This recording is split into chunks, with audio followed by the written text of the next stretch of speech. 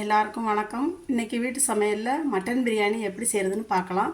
அதுக்கு தேவையான பொருட்கள் 3/4 கிலோ மட்டன், 1/2 கிலோ பெரிய வெங்காயம், 1/2 கிலோ தக்காளி, பச்சை மிளகா ஒரு 15, புதினா கொத்தமல்லி தேவையான அளவு, எண்ணெய், இஞ்சி பூண்டு பேஸ்ட்டு, வீட்டு சமையல் அரைச்ச பிரியாணி பவுடர், மிளகாய்த்தூள் 1 ஸ்பூன், பட்டை கிராம்பு ஏலக்காய், தாளிக்கிறதுக்கு உப்பு தேவையான அளவு, தயிர் 1 கப், பிரியாணி அரிசி 24 கேரட் அரிசி ஒரு கிலோ.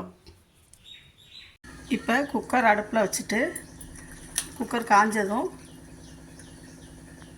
இந்த மட்டன் எடுத்து போடணும்.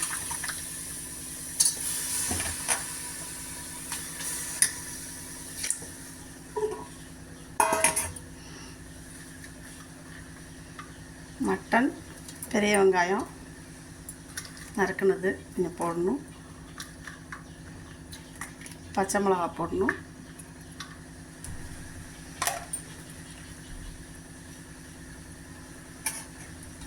தக்காளி கொஞ்சம் போடணும்,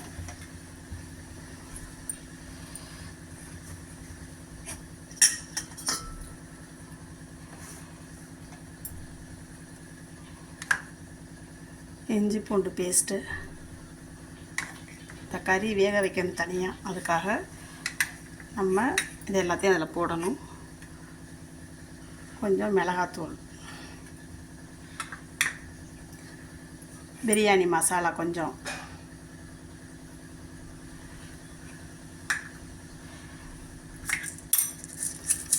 உப்பு அப்படி போட்டு நல்லா கிளறி விடணும். மட்டனை தனியாக வேக வச்சிடணும். இதுக்கு தாளிப்பெல்லாம் கிடையாது.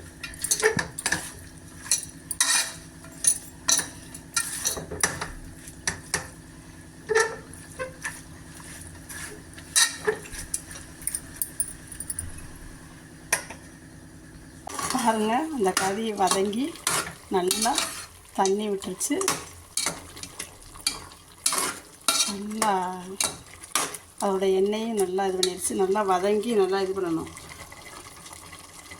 இப்போ கொஞ்சோண்டு கொத்தமல்லி போடணும், கொஞ்சம் புதினா அதோட சேர்த்து நல்லா கிளறி விட்டுக்கணும்.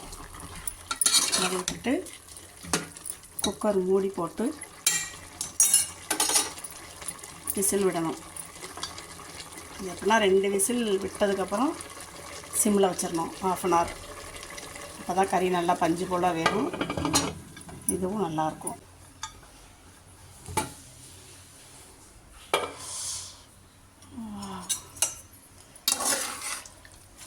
சூப்பராக வெந்திருக்கு பாருங்க. கறி பார்க்கும்போதே தெரியுதா நல்லா வெந்திருக்குது. அந்த கறியை வேக வச்சதுக்கப்புறம் இப்போ அரிசியில் தண்ணி ஊற்றி கொஞ்சம் நேரம் ஊற வைக்கணும். நல்லா கழுவிட்டு ஒரு 10 நிமிஷம் அரிசியை நல்லா ஊற வச்சிடணும். ஊற வச்சு தண்ணியை வடித்து எடுத்து வச்சுக்கிட்டோம். அடுப்பில் வச்சுட்டு பிரியாணி இப்போ தாளிக்க போகிறோம். தேவையான எண்ணெய் ஊற்றணும்.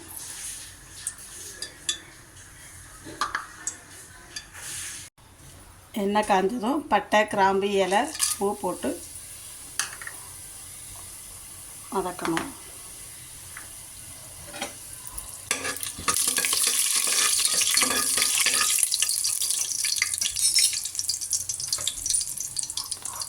அடுத்து வெங்காயம், பச்சை மிளகாய், வெங்காயம் பச்சை மிளகாய் போட்டு நல்லா வதக்கணும். வெங்காயம் வதங்குறதுனால எந்த ஒரு சாப்பாடும் டேஸ்ட்டாக இருக்கும். வெங்காயம் நல்லா வதங்கிருச்சு. வெங்காயம் வதங்கினதுக்கப்புறம் இஞ்சி பூண்டை பேஸ்ட்டு போடணும். இது வந்து வீட்டில் அரைச்ச இஞ்சி பூண்டு பேஸ்ட்டு தான். நான் கடையில் எல்லாம் வாங்குறது யூஸ் பண்ண மாட்டேன். வீட்டில் வாங்கினா தான் நல்லா அரைச்சா தான் நல்லாயிருக்கும். வீட்டில் அரைச்சி வச்சாதான்.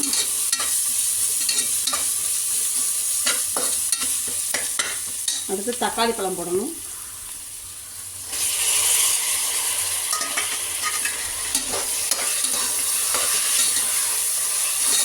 நல்லா வதங்கணும். வெங்காயம் வதங்கினதுக்கப்புறம் தான் தக்காளியே போடணும். இல்லைன்னா வெங்காயம் வதங்காது.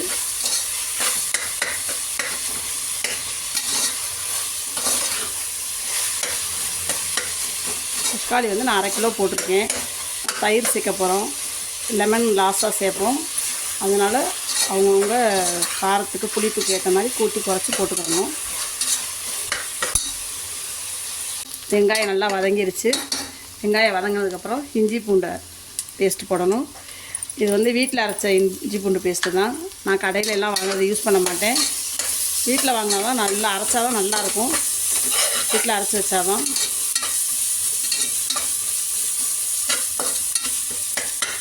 அடுத்து தக்காளி பழம் போடணும்.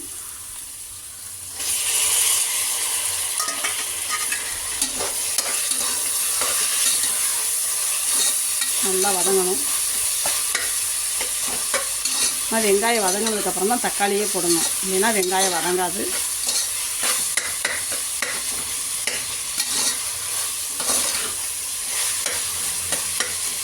தக்காளி வந்து நான் 1/2 கிலோ போட்டிருக்கேன். தயிர் சேர்க்க போகிறோம். லெமன் லாஸ்ட்டாக சேர்ப்போம். அதனால் அவங்கவுங்க காரத்துக்கு புளிப்புக்கு ஏற்ற மாதிரி கூட்டி குறைச்சி போட்டுக்கணும். இந்த வெங்காயம் எல்லாம் நல்லா வதங்கிடுச்சு, தக்காளியெல்லாம். அதுக்கப்புறம் பிரியாணி பவுடர் போடணும். வீட்டில் அரைச்ச பிரியாணி பவுடர், மிளகாத்தூள், உப்பு,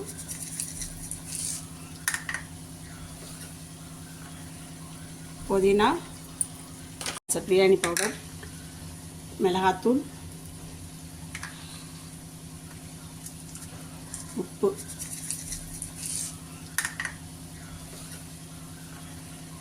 புதினா, கொத்தமல்லி இதை போட்டு நல்லா வதக்கிடணும்.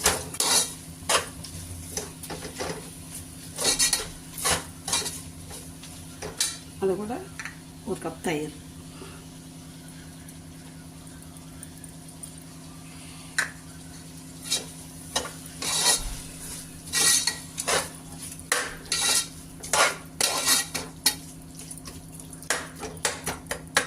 இப்போ வேக வச்சு எடுத்து வச்ச கறி தனியாக எடுத்து வச்சுருக்கோம். இப்போ இந்த கறியை இதில் சேர்த்துறோம். இப்போ நான் 1 கிலோ அரிசி போட்டிருக்கேன். 1 கிலோ அரிசி 4 டம்ளர் இருந்தது. 4 டம்ளருக்கு 8 டம்ளர் தண்ணி, சுடு தண்ணி காய வச்சுருக்கேன். நல்லா கொதிக்கணும் தண்ணி. இப்போ இந்த கறியில் தண்ணி இருக்கிறதுனால அதை நம்ம பார்த்துக்கிட்டு அளந்து ஊற்றணும். இப்போ நம்ம ஊற வச்சு எடுத்து வச்சோம்ல அந்த அரிசியை இதில் சேர்த்துடணும்.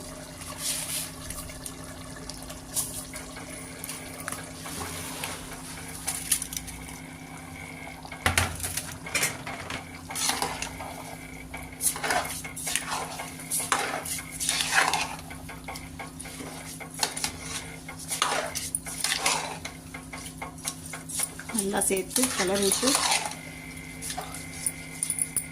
கொஞ்சம் நேரம் வச்சுட்டு சுடுதண்ணி ஊற்றணும். இந்த சுடுதண்ணி காய வச்சிடணும். அதை எடுத்து இதில் ஊற்றிக்கிறோம். 8 டம்ளர், 1க்கு 2 டம்ளர். 1 டம்ளருக்கு 2 டம்ளர் தண்ணி ஊற்றினா கரெக்டாக இருக்கும். இந்த 24 கேரட் அரிசி இது வந்து நம்ம பண்டாரியெல்லாம் இந்த அரிசியில் தான் செய்வாங்க. சூப்பராக இருக்கும் பிரியாணி.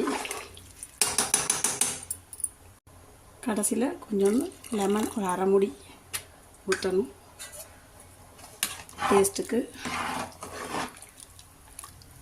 இப்போ குக்கர் மூடி போட்டு மூடிடலாம். மூடிட்டு நான் வெயிட் போட மாட்டேன்.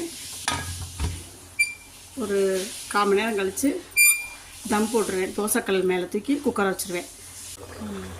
பாருங்கள், நல்லா கொதிச்சு கிண்டி விடணும். அடுப்பில் சிம்மில் வச்சிடணும். அடுப்பை சிம்மில் வச்சிடணும்.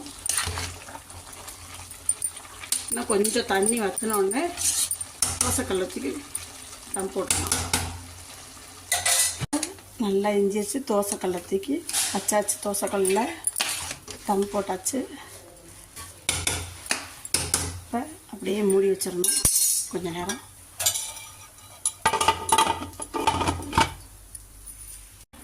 திறந்து பார்க்கலாம். சூப்பராக பிரியாணி ரெடி ஆயிடுச்சு. தம் பிரியாணி.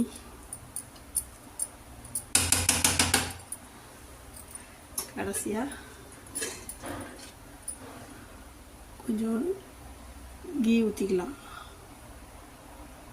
லேசாக. நெய் ஊற்றிக்கலாம். இப்போ கொத்தமல்லி புதினா தழை எல்லாம் போட்டு கிளறி அவ்வளோதான், முடிஞ்சு போச்சு. பிரியாணி ரெடி ஆகிடுச்சு. நீங்களும் வீட்டில் செஞ்சு பாருங்கள். லைக் பண்ணுங்கள், ஷேர் பண்ணுங்கள், கமெண்ட் பண்ணுங்கள், சேனலை சப்ஸ்கிரைப் பண்ணுங்கள். தேங்க்யூ.